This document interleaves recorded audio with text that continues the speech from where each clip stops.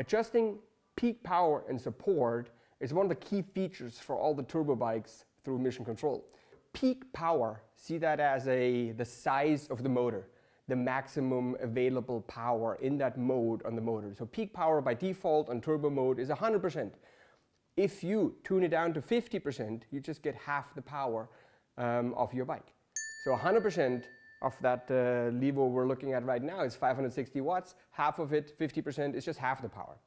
So support is how hard you have to work in order to get the power. So if support is at 100%, we're making it fairly easy for you with your rider input to actually achieve the maximum power. If you pull down the support, you have to work a little harder in order to get to that power.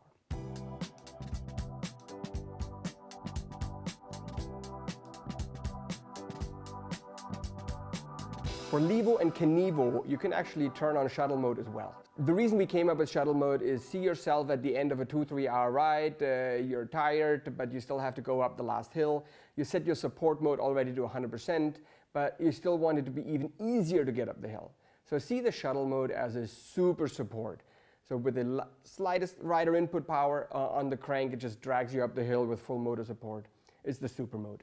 On Levo and Kenevo, you can also adjust acceleration response. I'll explain to you what that means. It does not affect the maximum power of the motor.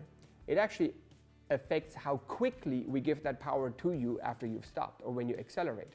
So if you drag the slider all the way to the right to the maximum, see yourself very similar to a race car. So out of the gate, there's maximum acceleration and it pushes you very quickly into high speed.